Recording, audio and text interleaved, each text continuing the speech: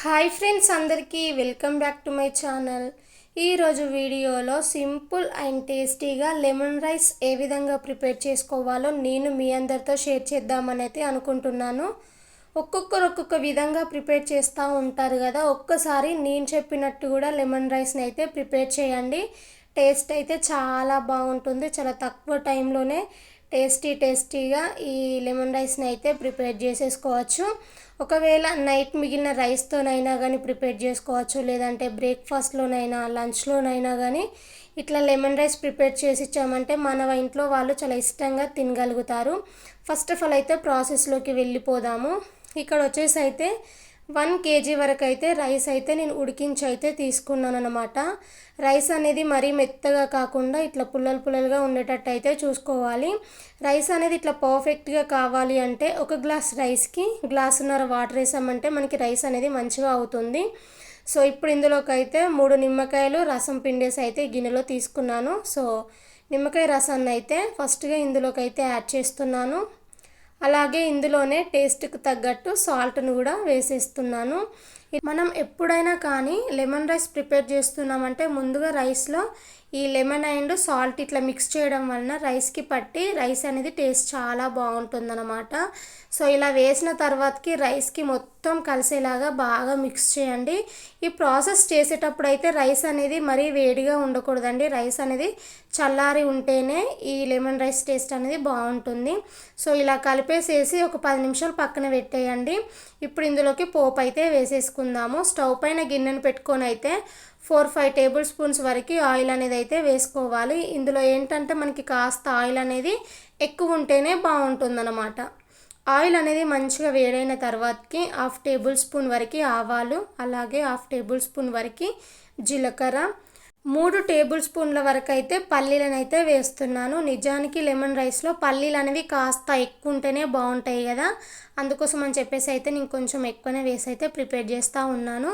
So పల్లీలను అయితే మంచిగా వేగనివ్వాలండి. పల్లీలు అనేవి ఎంత వేగితే టేస్ట్ అనేది అంత బాగుంటుందన్నమాట.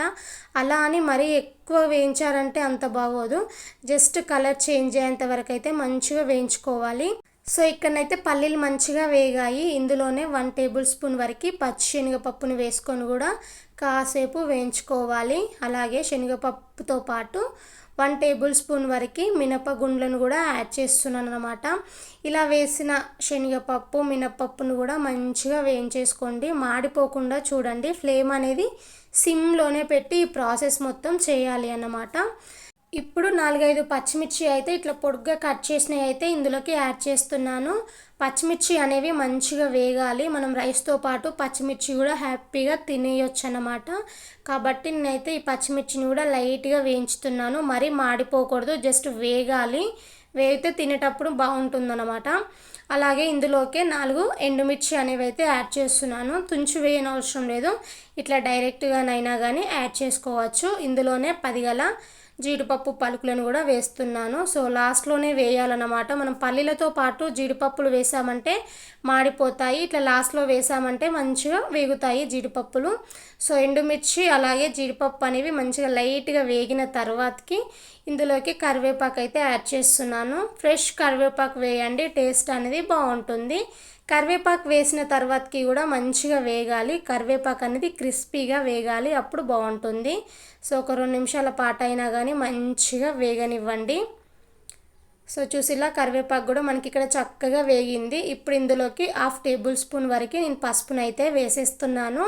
ఒకవేళ మీరు లెమన్ రైస్ చేస్తున్నామని చెప్పేసి అయితే రైస్లోనే పసుపు వేసి ఉడికించారనుకోండి, ఈ పోపులోనైతే పసుపు అనేది పూర్తిగా స్కిప్ చేయండి. నేను రైస్ అనేది నార్మల్గానే ఉడికించాను, పసుపు ఏం వేయలేదు కదా, అందుకోసం అని చెప్పేసి అయితే పోపులో 1/2 స్పూన్ వరకు అయితే పసుపు వేస్తున్నాను అనమాట.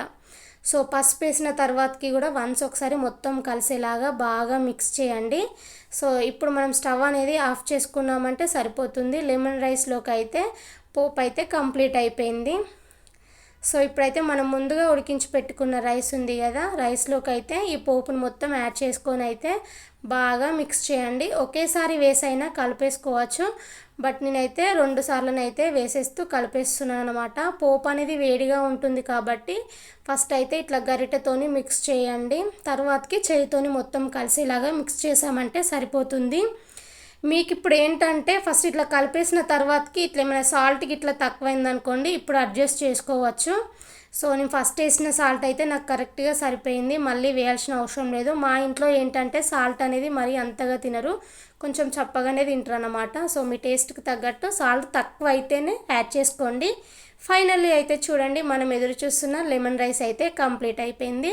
ఒక్కసారి నేను చెప్పినట్టు కూడా ట్రై చేయండి, టేస్ట్ అయితే చాలా బాగుంటుంది.